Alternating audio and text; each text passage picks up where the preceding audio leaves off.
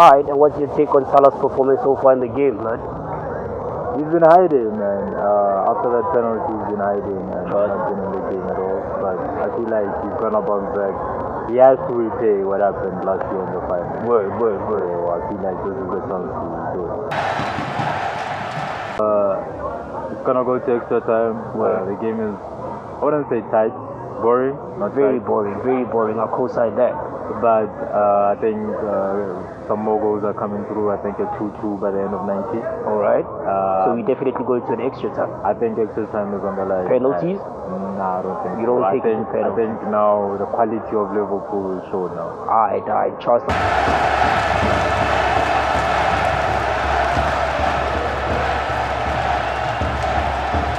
Good day, my name is KARABO when you tuned into the premiere episode of Spotlight, and I'm here with the one and only LESEGO MAKUBE. This is my host. How you doing, my friend? How you doing, man? I'm too proper, my friend. I'm too proper. And we coming off the bed of watching the Champions League final out at the sports bar. We'll be giving you all the footage of that later on, but for now, we'll be deep diving into the game final. Firstly, I'd just like to look at the crowd attendance, man. Supporters that came there, the whole stadium basically looked like an Anfield support line. And what's your take on that, man? You feel like Tottenham could have brought in a bigger crowd, like the whole admin around that? I mean, you know, I'm an Arsenal fan. And Trust. Tottenham is not a club. Tottenham is not a club with no fans. No hate necessary out here. But honorable mention to Liverpool, man. Trust. I heard that 50,000 fans went out to Madrid towards the game out there. Yeah, that was just insane. I saw some of the clips of the crowd outside at the time. It was too amazing, man. It was too amazing. Great, man. Even the sound of hearing that anthem, "You Never Walk Alone," was just incredible, man. As a rival, as a member of a rival team, you know, I have to give it to them that you can't win when Liverpool fans are behind. Trust. They basically play the 12 men on the pitch. Exactly, man. And testament to their fans and the culture, man. That's what it takes to win the Champions League. And well, in the final, we basically saw the fans winning the game for them, in all honesty, because I look at the game, I don't feel like Liverpool was there to play the game, but story for another day. I'd like to look at the referees for the game, because looking at the fact that it was a very big game. I mean, it's a Champions League final, you know what I mean, an all-English final at the same time. Right? So there's a whole lot of controversy. It needs another level of just mental discipline for a referee to come through and just manage a game of that caliber.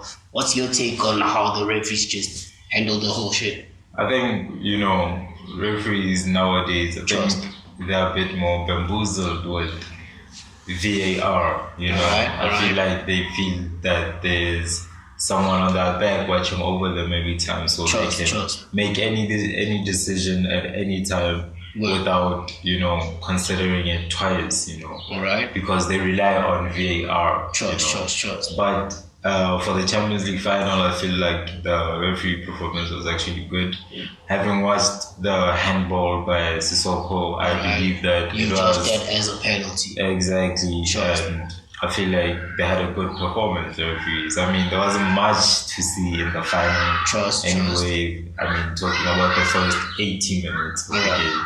You know, but I felt like the game came alive after the 85 minutes. After the 85 minutes.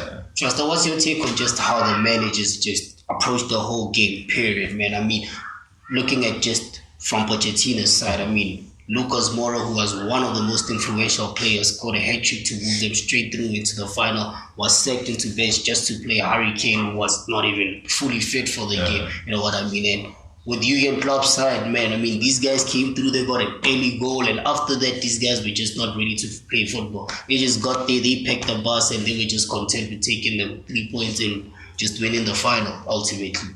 I think, you know, it was Klopp's to win, man. I think we all knew that after the Barcelona campaign. I was rooting for Tottenham, but hey, man, okay, story for another day. You know, and special mention to Mauricio Pochettino. That's a top manager. And that wasn't an easy road. I honestly believe that he's playing with mediocre players. You know, they become big names because of his management. All right, trust. You know, would you point out anyone out of his squad and you say, okay, that right there is a mediocre player, in my opinion? Heung-min Son. Heung-min Son. I feel God like- damn it. That's like the biggest influence though. Like how could we really put it in? I mean like, okay, sure, the captain is Harry Kane. Exactly. He's out there leading the full front. But when Harry Kane was not there to show up for the games, Heung-min Son carried that flag and he basically ran with it and took the Niggas to the final. So how could you possibly say this guy is a mediocre player? Like, what's that based on?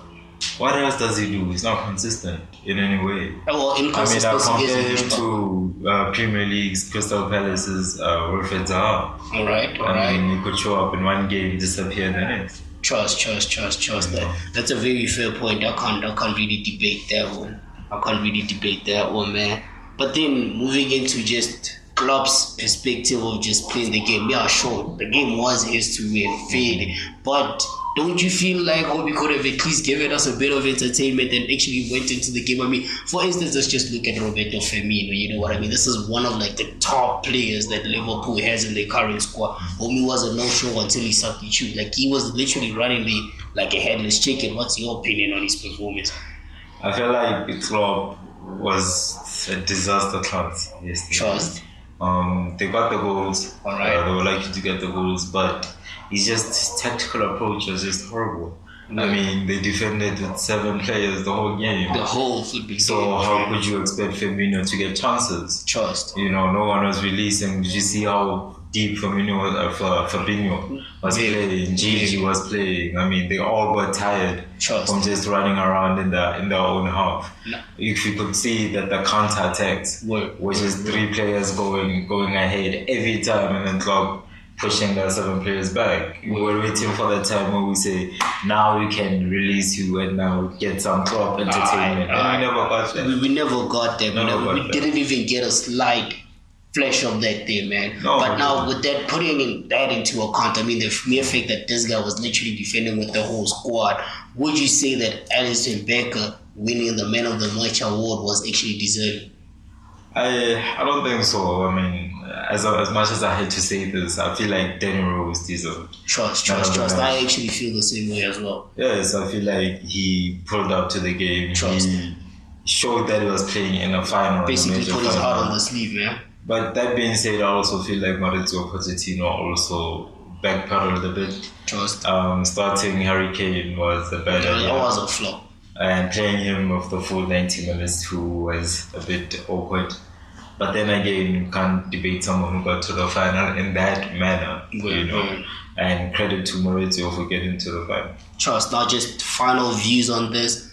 Had you been watching Mauricio Pochettino, to say, what would you have done different going into this final? I felt like, given the result as well, that is.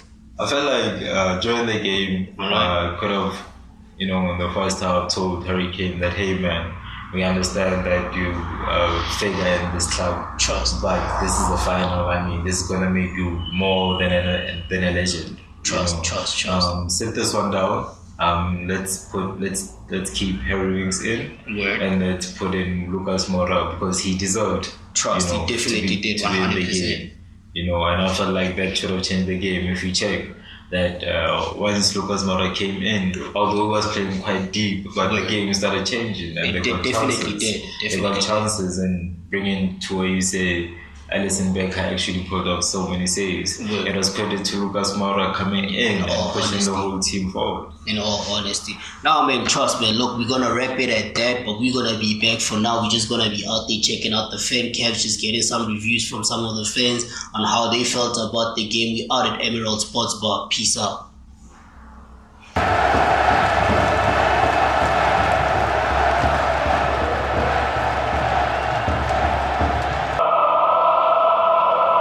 KARABO, also known as K-Star, out here with the one and only Mr. Flyman Ginger. What's good, homie? And out here, I got one of the winning finalists, Tom Basco Ulesh. How you feeling? Yo, what's good, man? Yo, we got Don in the cut, man. We just watched the Champions League final. I got none other than JC Yard. It's the Timeline Radio Sunrise Hops host.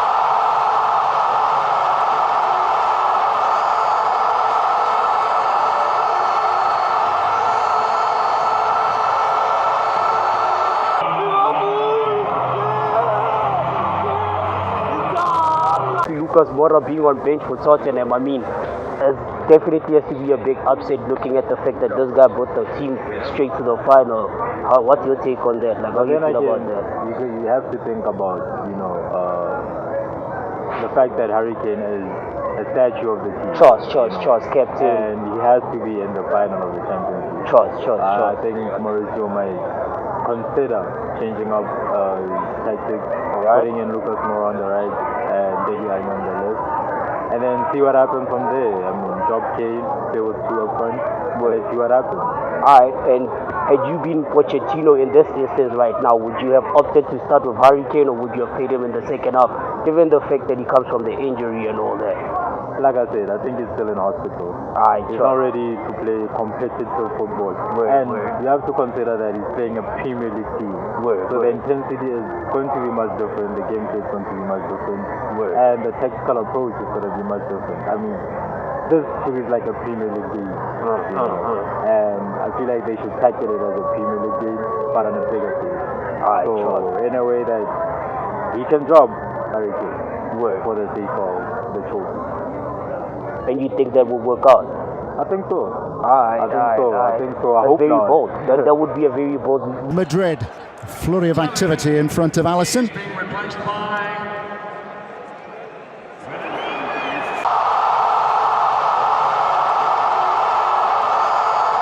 Reviews on the game, man. It was a boring game, apparently, from what the reviews have been getting.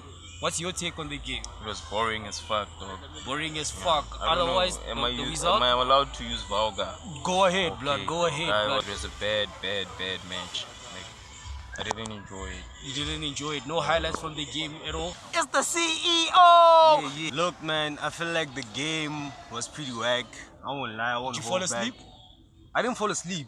Because Tottenham almost. Look, man, Tottenham came to play. But the fact that Liverpool got the penalty early, bro, kind of made the game work for me, bro. So most of the time I was sipping on that high knee, chilling, you know what I mean? From the final for a UEFA final. It's a UEFA. It's European. Is that because Liverpool won? No, it's not that. It was obvious Liverpool was gonna win. But now the fight of the UEFA final, there was no action. You didn't enjoy it? No highlights from the game at all? And the highlight, I think, was for me. The highlight was the Harry Kane shot, like the only Harry Kane shot. God damn it! That was the only shot in the game. How is that a highlight, even, blood? I'm saying it's a highlight because, like, I expected him to do so much more. And that shit was fantastic, you know what I mean? But the game was funny, you know what I mean? It was played in a Was funny it funny way. or boring? It was funny. Funny. It was played in a funny Describe way. funny. Explain funny. What's your definition of funny? That's not my style of play. So you won the Champions League in a funny way. Is that your highlight for today's game? The highlight, there was no highlight. There was no highlight. I actually missed the highlight, the penalty. Not the highlight of the game. 2 minutes in, I only saw the highlights. I only saw the highlights. Now, Fresh, that was the highlight of the game. What up? Yeah. Alright, yo, man. I expected him to do so much more. Alright. Fair enough. It makes sense. And how do you feel about Danny Rose's performance? I really feel like he put in a lot. Yeah, he put in, dog. He put in a lot. But I only saw, like, most of the game, like, second half. You only saw the second half of the game. Alright. And how do you feel about the result, man? I know you were definitely rooting for Liverpool, but 2-0, would you have actually opted for more, or are you happy with that too? I'm happy with that too. You happy with that too? Because someone's gonna pay me. Somebody's gonna pay you. That second goal, boy.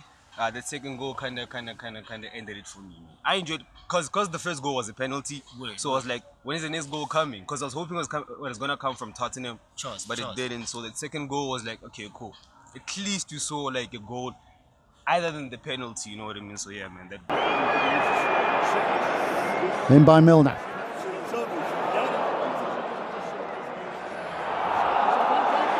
Origi!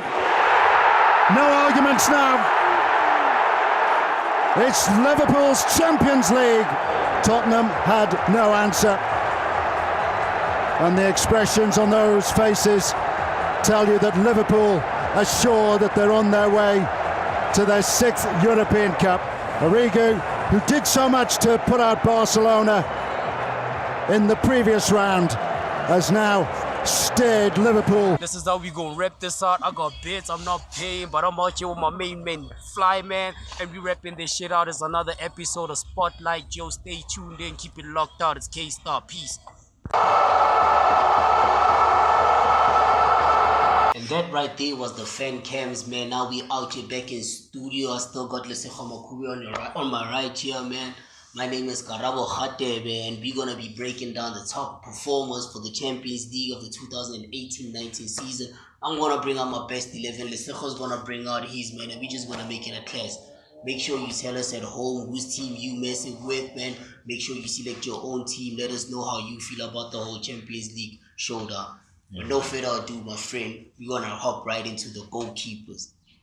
Who you got? I've chosen to go with Ellison. Because of the clean sheets he kept. Trust. And the clean sheet in the final, man. I think he deserves it. Well, I'd definitely go with Loris. I mean, for the mere fact that this guy made it to the final, it's a big thing. This is a World Cup winner on top of that. Exactly. On top of the character that he's got, the strength he brings to the team. Like, I like that. So I'm definitely rolling with Loris as my goalkeeper. Really? Now we're going to look into the right backs. Yeah. Who you got? On the right back, I've got Trent Alexander-Arnold, another Liverpool player. I feel like his involvement in the Barcelona game really turned everything around for Liverpool, and was key into getting them into the final and actually winning the final. Trust. Who did you go with? I'm definitely going with Kyle Walker for one thing, man. Just this guy's strength to be running up and down the pitch, and just his intellect. You know what I mean? Like he seems really composed. He knows what he's doing. He's the man for the job any day. You know what I mean? So I'm definitely going with Kyle Walker from Man City. And it's just so unfortunate that he lost to the goalkeeper that I'm going with, and which happens to be his former team. You know what I mean? But I'm definitely going with Kyle Walker as my right back for this one. All right. Centre back. What's your take? I've gone for Matthijs de Ligt from Ajax. Trust. He's proven himself at 19, captain. He's top prospect. Trust. And I've gone for de Ligt as my centre back. You're going for de Ligt. I'm definitely going for Rafa Varane. First and foremost, because I'm a Real Madrid supporter. Right, secondly, Homie is a World Cup winner. And thirdly, man, like there's no other talent for him when you're looking at just centre midfielders. Because now I look at a centre midfield and I see two roles. You either have to be out there marshalling the whole thing, or you really have to be out there just connecting with your centre midfields. And I feel like Rafa Varane, just for connecting with centre midfields, winning the area balls and all that, is just very strong. So I'm definitely hopping for What did he do for the Champions League? For the Champions League, look, man, in all honesty, Rafa Varane was off for the Champions League, but I blame that all on the team and not even on his individual performance, because I feel had he been in a better setup, he would have actually pulled some magic. I have that much trust in him. Speaking about the setup, who do you partner him with? I definitely partner him with Virgil van Dijk. You know what I mean? Because I just feel like, you see, for me, like Virgil van Dijk is like the new age Sergio Ramos, and I just like the whole partnering that Varane has of Ramos. You know what I mean? Where Ramos is just there to really clean up the whole mess, just sort of marshal out the whole defense and all that. And I feel like Van Dijk is really stepping up to that plate. He's just the type of player that can like really literally sit there and let everybody play the game and just literally clean up everything else. So I definitely partner him up with Virgil. I completely agree with you, because I've also gone for Virgil van Dijk to partner up with de Ligt. I feel like he's a top defender. Trust. There's no way to underrate such a defender. I mean, he's so towering, man. He scores crucial goals and he brings so much confidence to the Liverpool passes he picks out is just something exactly, man. And actually, the Champions League final, we saw him intercepting some key passes from Sissoko. I mean, it's just a nightmare to Sissoko. I mean, also looking at the goal interception that he had on Heung-min Son, I mean, that was a very big one as well. Of course, man. That was definitely that was game changing. Trust. Now, man, moving into your left back, man, who would you have there? I've gone for a player that I don't like. I don't like him for one reason. Because on his debut for Tottenham, he actually scored a wonder goal against Arsenal and won the game at the Emirates. So it's a jealousy thing more than anything. Yeah, it's a rivalry thing, but I've gone for Danny Rose because of his performance last night. I think he was the only player out of the 22 that played that actually showed that he was in a final. Trust. He wanted to play the game. He wanted to play the game, wanted to win, he wanted to win for the team. Unfortunately, they didn't win. But yes, I've gone for Danny Rose. You've gone for Danny Rose. Well, on the contrary, I'm actually going to be going for Alexandro, a Juventus player. Fortunately, got knocked out in the quarterfinals to not even the quarterfinals, but the semi-finals. What was it? Semis-quarters? That was the quarterfinals against Ajax, yeah. I want to go for Alexandro, right there. You know what I mean? To play my left back, yeah. Just cause I trust him. I'm not even going to back that one up. Like, he fits it. He's key. I've seen you gone for players who didn't make it to the final. Trust. Right. These are strong players, though. Alright, but moving on to the midfield, how are you setting up your midfield? Because I see you've got 4 in the back. I've got 4 in the back. I've actually gone for 4-3-1-2 formation. 4-3-1-2, alright. And the first person in my midfield is Gigi Ronaldo. Trust. He scored crucial goal against Barcelona. He was very strong. And he brought confidence to the whole team. His performance on that game was just immense. In the group stages against Bayern Munich, he was just awesome in that match. I mean, he even won the man of the match. His credit, to Anfield. He just responds to the fans, and when he's in front of a lot of Liverpool fans, he just turns off. And I don't know, who do you partner him with? I'm definitely going on a 4-4-2 formation. So on my left flank, I'll definitely be playing a human song. Why? What do you mean why? This is the reason why Tottenham got into the final. Human song is the shit. Like I just explained to you earlier on. This was the perfect guy to come through it. Ahead of who? Lucas Moura. Definitely, any day. Look, man, Lucas Moura has his games, but Human Song is mine, man. Okay. And who do you partner him with? Mine, man. I definitely partner him with Ousmane Dembele on my left flank. On my right flank, rather. Okay. That is, yeah. Alright. Just to keep the pace flowing real steady and all that. Alright. I think I've gone in the middle of the pitch. At the base of the pitch, I've gone for Dion. Trust. He's going to Barcelona now, and he deserves that 75 million pound. He's a top midfielder, top prospect. And I've also partnered him with David Neres from David Neres. I'm a huge patriot. I love the player. I feel like he's a credit to the Ajax Academy. They train players to be very, very, very, very, hardworking, direct, and confident in their passes and their movement. I don't know who you partnered with. I'm definitely working in the center of a pitch with Pjanic, who's a Juventus player as well. I'm partnering him up with Christian Eriksen, of which Christian Eriksen is a bit of a downer for me because judging on the final we watched last night, he was really literally just upset, just blocking everybody's moves. Like he was totally off the game. I expected way more. But he had a shot from Christian Eriksen. He had a shot, yo man. So what? Harry Kane had a shot. You know what I mean? And Harry Kane was not in the game for shit. Everybody had a shot. Lucas Moura had his own shot that didn't really mean shit. You know what I mean? But yeah, man, I'm going with Pjanic and Christian Eriksen just because I've got that much trust in Christian Eriksen. You know what I mean? I just feel like he had a bad game, man, but he can pull up definitely. Alright, man. I've gone for Messi. Controversial. Trust. I feel like I have 2 potential Ballon d'Or winners in my first 11 being Virgil van Dijk and Lionel Messi. Alright. And I felt like Messi in the Man United game really showed up as the captain, even promised, Camp Nou that he would bring back the trophy.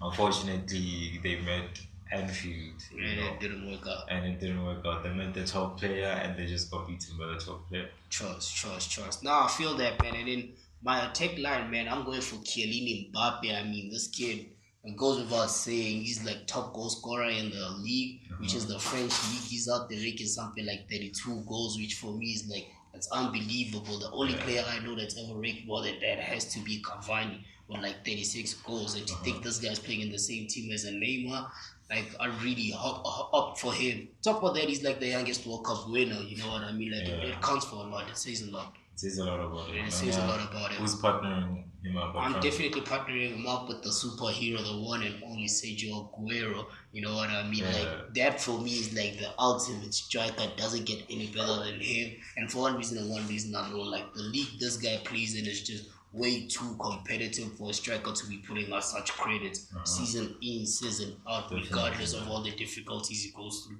So I'm partnering him up with Sergio Aguero. How's your front line looking? I'm going for controversial, both ex-Southampton strikers. Trust. Sadio Mane and Dusan Tadic. I feel like Tadic put himself on the map. And Sadio Mane, I mean, one of the best attacking prospects. I mean, we have. He's a Champions League winner. Exactly, man. And credit to him and his Liverpool side. And I like your team. Just I feel like my team could beat your team 5-6 minutes. I feel the same way about your team, but hey, man, surprisingly, we both have Virgil in our squad. Virgil van Dijk, that is. So, would it be safe to say that's the best candidate for this year's Ballon d'Or? Let's wait for the international tournament. You want to wait for the international tournament? I feel like tournament? Messi will finally win the Copa America, and that on its own will make him a legend in that And team. we'll definitely get him his 7th Ballon d'Or. Is that what you're trying to say? I'm saying so. Alright. I'll definitely hold you to that, man. But then, well, adding on to that, who would you say is the best player in this Champions League campaign all round? I would have to say, man, it has to be Virgil van Dijk, man. Virgil van Dijk. I mean, from the first game to the last game, he has changed the Liverpool defense, man. And I feel like he should get the captain's armband.